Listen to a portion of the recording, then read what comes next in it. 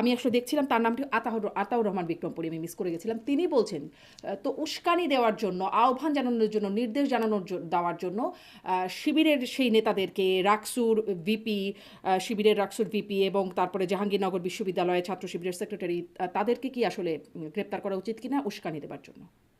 দেখেন, ছাত্র শিবিরের ২ জন কেন্দ্রীয় নেতৃবৃন্দের হুম। বক্তব্য এখানে আসছে। তার মধ্যে একজন বলছেন যে প্রথম আলো এবং ডেইলি স্টার বন্ধ করে দেওয়া হুম। উচিত। তো বন্ধ করার কথা যিনি বলছেন তার এই বক্তব্যটা অগণতান্ত্রিক, কিন্তু এটা তো ক্রিমিনাল অফেন্স না, তাই না? কাজে এই বক্তব্যের কোনো ছায়ানট উচিত ক্রিমিনাল তছনছ কনসিকুয়েন্স করে নেই। দিতে বলেছেন। একজন, আমি প্রথম জন, আচ্ছা। দ্বিতীয় জন আরেকজন বলছেন যে প্রথম আলো ডেইলি স্টার ছায়ানট থেকে বলছে তছনছ করে দেওয়ার কথা। এটা অত্যন্ত অফেন্সিভ এবং ইনফ্ল্যামেটরি বক্তব্য। এখন এই বক্তব্যটা অগ্রহণযোগ্য এবং এই বক্তব্যর ক্রিমিনাল লায়াবিলিটিস আছে কিনা এটা আপনাকে আলাদা প্যারামিটার দিয়ে দেখতে হবে। ক্রিমিনাল লায়াবিলিটিস আপনি কিভাবে বুঝবেন? ক্রিমিনাল লায়াবিলিটিস আপনি বুঝবেন যে ওইখানে যারা ভাঙচুর করছে তাদের মধ্যে ছাত্র শিবির লোকেরা গেছে কিনা, তাদেরকে এই লিডাররা যাইতে বলছে কিনা, ছাত্র শিবির পার্টি হিসেবে সেখানে ইনভলভ হয়েছে কিনা, এটার মধ্যে দিয়ে ক্রিমিনাল লায়াবিলিটি আসবে। কিন্তু তার এই বক্তব্যের মধ্য দিয়ে ক্রিমিনাল লায়াবিলিটি আসে না, কিন্তু এই বক্তব্য ইনফ্ল্যামেটরি এবং আনএক্সপেক্টেড। ক্রিমিনাল লাইবিলিটি কেন আসে না? আমরা তো ছাত্র শিবিরের মানে নেতৃত্ব বা কর্মীকে দেখেছি সেখানে। দেখছিলাম যে ছবি দিয়ে দেখানো হচ্ছে সাহিত্য সম্পাদক, ঢাকা বিশ্ববিদ্যালয়ের একটি হলের সাহিত্য সম্পাদক মোহাম্মদ আশরাফুল, তাকেও দেখা গেছে তিনি ভাঙচুর করছেন, মানে ভাঙচুর ওই মবের মধ্যে দেখা যাচ্ছে, তিনিও আছেন। আরও অনেকেই, মানে তাদের মধ্যে আরও অনেকেই পোস্টও দিয়েছেন এবং তাদের অনেক ফলোয়ার আছেন। তো কেন ক্রিমিনাল লাইবিলিটি হবে না, না? আপনি যদি কোনো একটা বক্তব্যের ক্রিমিনাল লায়াবিলিটিস আনতে চান তাহলে আপনাকে খুব প্রিসাইসলি বলতে হবে যে এই বক্তব্য ভাঙচুর করতে বলছে গিয়ে এবং এই বক্তব্যের কারণে সেখানে গিয়ে ভাঙচুর হয়েছে।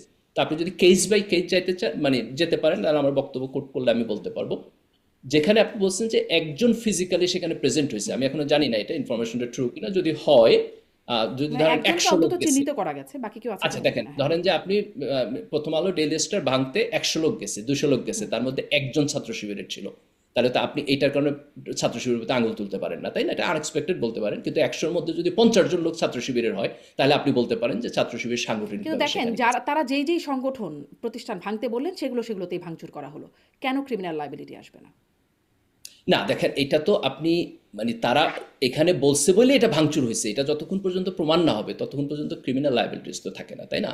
ক্ষোভের কমন জায়গা থাকতে পারে। ধরেন যে ভাঙচুর করছে তারও যা ক্ষোভ, আর যে পলিটিক্যালি বলছে তারও ক্ষোভ এক, এই কারণে কমন পড়ে গেছে, এটাও হইতে পারে। আবার ক্রিমিনাল লায়াবিলিটিস থাকতেও পারে। তো ইনভেস্টিগেশন শেষ হওয়ার আগে তো আমি ক্রিমিনাল তাহলে লায়াবিলিটিস উস্কানি ব্যাপারে। শব্দটা, মানে ক্রিমিনাল লাইবিলিটি কি করে হয়? ধরেন কিছুদিন আগে যেমন আনিস আলমগীর গ্রেপ্তার হলেন, সাংবাদিক।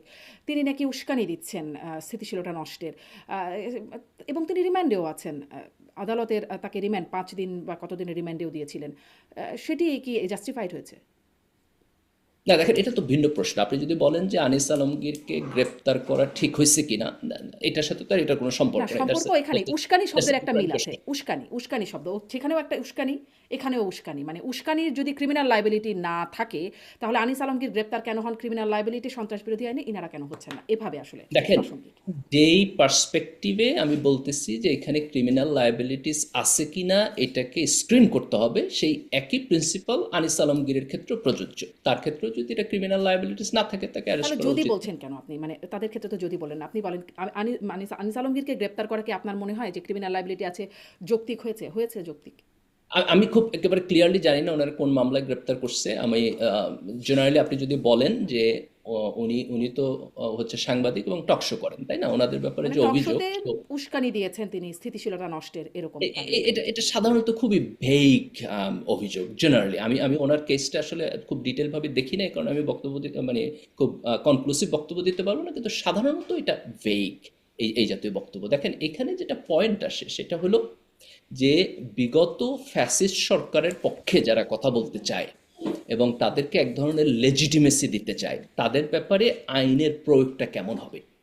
যেটা প্রবলেম হয়েছে সেটা হলো দুইটা। একটা হলো একদিকে একটা বিশাল গণ আকাঙ্ক্ষা আছে যে এই লোকদেরকে, মানে আনঅ্যাপোলজেটিকলি এখনো হাসিনার ফ্যাসিজমের পক্ষে দাঁড়াবে, এই সুযোগটা যেন সমাজে না থাকে। সেকেন্ড হলো যে এই সুযোগটা যদি আমি বন্ধ করতে চাই, আমি কিভাবে বন্ধ করব, সেই আইনি ফ্রেমওয়ার্কটা আমাদের এখানে হয় নাই। না হওয়ার কারণে এই দুইটার মাঝখানে এটাকে যেভাবে ডিল করা হচ্ছে সেটা ইমপারফেকশন হইতেছে। তো আমার পার্সোনাল পজিশন হলো যে আপনাকে একটা আইনি কাঠামোতে যাইতে হবে যেখানে ব্যক্তি কোন পর্যায়ে তার ব্যক্তি স্বাধীনতা প্র্যাকটিস করতে পারবে, মত প্রকাশটা প্র্যাকটিস করতে পারবে আর কোন জায়গায় পারবে না। যেমন ধরেন কেউ একজন আয়সা এখন দাবি করলো যে শেখ হাসিনা এখনো লেজিটিমেট প্রধানমন্ত্রী এবং সে জুলাইয়ে সে কোনো অপরাধ করে নাই। এটা একটা আউটরেজেস বক্তব্য। আমি কি সমাজে বক্তব্য দিতে দিব? সেই প্রশ্নটা ভ্যালিড। কিন্তু এটাকে আমি কোন আইনি কাঠামোর মধ্যে ডিল করব সেটা কিন্তু আমাদের এখানে তৈরি হয়নি। তো আমাদের এই আইনি কাঠামো নিয়ে কথা বলতে হবে। আমি আপনার সাথে 100% এগ্রি করি। এই আইনি কাঠামো তৈরি ব্যতিরেকে কাউকে যদি পুলিশ অ্যারেস্ট করে নিয়ে যায়, এটা হচ্ছে আপনার জনচাপে অথবা মানুষের মাইন্ডসেটের কারণে অথবা এটা খুব পপুলার এই কারণে, এটা ভালো ফ্রেমওয়ার্ক না এবং এইটার বিপক্ষে আমি দাঁড়াবো তাহলে এবং আপনার কি এটা মনে হয় যে সমালোচনা এই করব। বক্তব্য যদি কেউ দেয় বা কারো যদি এটি মনে হয় শেখ হাসিনা আসলে মানে কোনো অপরাধ করেনি, এই বক্তব্য যদি কেউ দেয় তার ক্রিমিনাল লাইবিলিটি হওয়া উচিত, মানে আইনগত একটা ফ্রেমওয়ার্ক থাকা উচিত? আমরা আমরা যদি সাধারণত হিস্টোরিক্যাল দেখি, আপনি যেমন ধরেন যে আপনি যদি হিটলারের গণহত্যার পক্ষে দাঁড়ান তাহলে এইটা এক ধরনের ব্লাসফেমি, এরকম আইনি কাঠামো করা হয়েছে। তো আপনি জুলাইয়ের গণহত্যায় কোন পর্যন্ত বলতে পারবেন কোন পর্যন্ত বলতে পারবেন না, এটা সমাজে আলাপ আলোচনা করে একটা আইনি কাঠামো তৈরি করা যায়। কিন্তু সেটাকে এমনভাবে করতে হবে যেন বাক স্বাধীনতার জায়গাটা থাকে। জি, মানে ধরেন এরকম বক্তব্য আমরা এমনকি শরীফ ওসমান হাদির কাছ থেকেও শুনেছি। মুক্তিযুদ্ধের মানে সেই চেতনার বিরুদ্ধেই জুলাই বিপ্লব হয়েছে। আ বা জামাতের নেতাদের কাছ থেকেও শোনা গেছে যে মানে ৪৭ থেকে ৭১, ৭১ এ আসলে মানে ৭১ নিয়ে নানান রকম যেই বক্তব্যগুলো এতদিন শোনা যায় না, এরকম অনেক কিছু শোনা গেছে যে এটি আসলে আ অনেকে এমনটাও বলেছেন ১৬ ডিসেম্বর নিয়ে অনেক বিতর্কিত বক্তব্য আসছে যেটি আগে শোনা যায়নি। এখন ইতিহাস এর নানান রকম অ্যাঙ্গেল থাকতে পারে। নানান রকম দৃষ্টিভঙ্গি থাকতে পারে। সেই দৃষ্টিভঙ্গিগুলোকে কি এখন আ মানে যার পছন্দ হবে না তারা অপরাধ হিসেবে ক্রিমিনাল লায়াবিলিটি দিতে পারবে? না, না, অফকোর্স না। দেখেন এই জায়গাগুলোর প্রায়োগিক জায়গাটা অত্যন্ত ছোট হইতে হবে আমি মনে করি। যে আপনি জাস্ট একেবারে প্রিসাইসলি ১টা ২টা জায়গা ফিক্স করে দিতে হবে যে এই জায়গাটুকু আপনি টাচ করতে পারবেন না। কিন্তু তার বাইরে মানুষের ব্যক্তি স্বাধীনতা থাকতে হবে এবং আলাপ আলোচনা থাকতে হবে। এবং এই স্পেসটাকে আমরা যত বড় করতে পারি। এটা যেরকম করে ৭১ এর জন্য সত্য, এটা জুলাইয়ের জন্য সত্য। এবং সকল জায়গায় আপনার ধরেন যে একেবারে খুবই এস্টাবলিশড ২টা একটা জায়গা যেখানে পলিটিক্যাল কনসিকুয়েন্স আছে, সেই জায়গাগুলো বাদে বাকি জায়গাগুলো উন্মুক্ত থাকতে হবে। তাহলে কি আপনি আনিস আলমের গ্রেপ্তারের বা রিমান্ডে রাখার তার এটার আপনি সমালোচনা করছেন? মানে আমি মানে ইন প্রিন্সিপাল সমালোচনা করব, কিন্তু ওনাকে কোন মামলায় অ্যারেস্ট করা হয়েছে এটা আসলে আমি ডিটেল জানি না। একদমই আমি যদি একটু সন্ত্রাসবিরোধী আইনে উস্কানি দেবার অভিযোগে তিনি আসলে টকশোতে বক্তব্য রাখেন, উস্কানিমূলক বক্তব্য রাখছেন। এজন্য তাকে গ্রেপ্তার করা হচ্ছে। এই হচ্ছে কিন্তু আমি ইন ঘটনা। প্রিন্সিপাল আমি আপনাকে এটা বলবো যে টক শোতে কারো বক্তব্য আলাপ আলোচনা এটা যদি দুই একটা জায়গা একেবারে খুব আউটরেজের জায়গা হয়, কিন্তু সেটা সন্ত্রাসের প্রশ্ন হবে না, সেটা ভিন্ন আইন। দেখার পর আপনার কলিগদের প্রতি আপনার বিমর্ষা তৈরি হয় না হ্যাঁ, তাদের হ্যাঁ, কোশ্চেন হ্যাঁ, শুনে? একদম অবশ্যম্ভাবী। এখন কি ওই সাংবাদিকদেরকে আমি এখন প্রেস করব সাংবাদিক হিসেবে? প্রায়োরিটি প্রেজ ছিল না না করেন কিন্তু ধরেন হাসিনার নৈতিকভাবে সময়ে তাদেরকে শেখ হাসিনা। নৈতিকভাবে তাদের বিরুদ্ধে যে মানে সংক্ষুব্ধ হয়ে ওঠা সেটিকে তাই বলে এভাবে সমর্থন করা যায়? যে আপনার সেই স্ট্যাটাস আপনি প্রথম আলো রাজনৈতিক মানে তাদের মতাদর্শ তৈরি করার যে কথাটা বলছিলেন যে তারা সংবাদ আপনার সেই পোস্টের সেই অংশটা আপনি বলছেন তারা আসলে আওয়ামী লীগের উপরেই শেষ পর্যন্ত ভরসা রাখে। কিন্তু মানে আওয়ামী লীগের আমলেও দেখেছি শেখ হাসিনা তার গরল একদম প্রকাশ্যে প্রথম আলো ডেইলি স্টারের বিরুদ্ধে ঝাড়তেন যতটা সম্ভব, এবং গণভবনে প্রথম আলো ডেইলি স্টার এই দুটো পত্রিকা নিষিদ্ধ ছিল সেই সময়ও। তারপরেও আসলে কেন আপনাদের মনে হয় মানে আওয়ামী লীগ এর মতাদর্শকেই তারা কেন সমর্থন করে বলে কেন মনে হয়? এক, আর যদি সমর্থন করে সেই সমর্থনটা কি উম, সর্বজন গৃহীত একরকমের? কারণ সবচেয়ে বেশি পঠিত পত্রিকা প্রথম আলো, আন্তর্জাতিক বা দূতাবাসগুলোতে যেই পত্রিকা যায় সেটি হচ্ছে ডেইলি স্টার। এটির কি গ্রহণযোগ্যতা সবচেয়ে বেশি এই মতাদর্শের? দেখেন কোনো একটা পত্রিকা বেশি সংখ্যক মানুষ পড়লেই যে সেটা খুব ভালো পত্রিকা হয়ে যায় বা সে ভালো সাংবাদিকতা করে, বিষয়টা গ্রহণযোগ্য? এরকম। আবার দেখেন গ্রহণযোগ্যতা আমি পরে আসছি। আবার যে কোনো একটা সংবাদপত্র একটা স্পেসিফিক ইস্যুতে খারাপ সাংবাদিকতা করার মানে এই না যে সে বাকি সকল ইস্যুতেই খারাপ সাংবাদিকতা করে। যেমন ধরেন যে সংবাদপত্র হিসেবে প্রথম আলোর যে কোয়ালিটি, এটা তো ভালোই, যথেষ্ট ভালো সাংবাদিকতা করে। কিন্তু সাংবাদিকতার পাশাপাশি সে যে মতাদর্শিক রাজনীতি করে সেখানে সে ন্যায়পরায়ণতা বজায় রাখে না। সে একটা স্পেসিফিক গ্রুপের পক্ষে অলওয়েজ সাংবাদিকতা করে। যেমন ধরেন আচ্ছা, কে প্রথম আলো ন্যায়পরায়ণতা বজায় সবসময়, রাখে? কে ন্যায়পরায়ণতা বজায় রাখে? কোন পত্রিকা, কোন টেলিভিশন? না ধরেন যে কেউই করে না, তো তাহলে আপনি কি সবাইকে সমালোচনা তাহলে কি করবেন না? সবাইকে আমরা একটু ভেঙে চুরে পুড়িয়ে একটু বা সেটার পেছনে একটা নৈতিক জাস্টিফিকেশন তৈরি হতে পারে? না, আমি তো ভাঙচুরের পক্ষে আপনি বলি না। আমি তো ভাঙচুরের পক্ষে কখনোই বলি বলেন না না, যে কিন্তু কাউকে এই যে ভাঙচুর করতে। আমি গ্রিভেন্সটা, বলছি যে এই যে গ্রিভেন্সটা বা প্রত্যেককে মতাদর্শের বিরুদ্ধে যে গ্রিভেন্সটা সেটির একটা জাস্টিফিকেশন হয়? গ্রিভেন্সের জাস্টিফিকেশন হয়। আচ্ছা, অফকোর্স তার মানে আমাদের গ্রিভেন্সের সকল জাস্টিফিকেশন। গণমাধ্যমের বিরুদ্ধে একটা গ্রিভেন্স থাকা জাস্টিফাইড। আওয়ামী লীগের সময়ে তো গণমাধ্যমে আপনি কখনো শেখ হাসিনার ধরেন যে বিদেশ সফরে গেছে তারপর সাংবাদিকদেরকে নিয়ে আপনার প্রেস কনফারেন্স হয়েছে, দেখছেন কখনো? হ্যাঁ, অবশ্যই, অবশ্যই, কেন দেখব আপনার না? দেখার পরে আপনার দেখার পরে আপনার কলিগদের প্রতি আপনার বিমর্ষা তৈরি হয় নাই হ্যাঁ, তাদের হ্যাঁ, কোশ্চেন হ্যাঁ, শুনে? একদম অবশ্যম্ভাবী। এখন কি ওই সাংবাদিকদেরকে আমি এখন প্রেস করব সাংবাদিক হিসেবে? না, এরাই কি বাংলাদেশের মেজরিটি প্রেজ ছিল না? না করেন কিন্তু ধরেন হাসিনার নৈতিকভাবে সময়ে তাদেরকে শেখ হাসিনা, নৈতিকভাবে তাদের বিরুদ্ধে যে মানে সংক্ষুব্ধ হয়ে ওঠা সেটিকে তাই বলে এভাবে সমর্থন করা যায় যে এটি সমস্যা তাহলে আমাদের কেন পুরো আপনি তাদের ব্যাপারে সঙ্গে, যারা ফ্যাসিবাদের দালাল, যারা 16 বছর ফ্যাসিবাদের দালালি করতে করতে টিকায় রাখছে, তাদের ব্যাপারে আপনি সংক্ষুব্ধ হবেন না? অফকোর্স সংক্ষুব্ধ হবেন।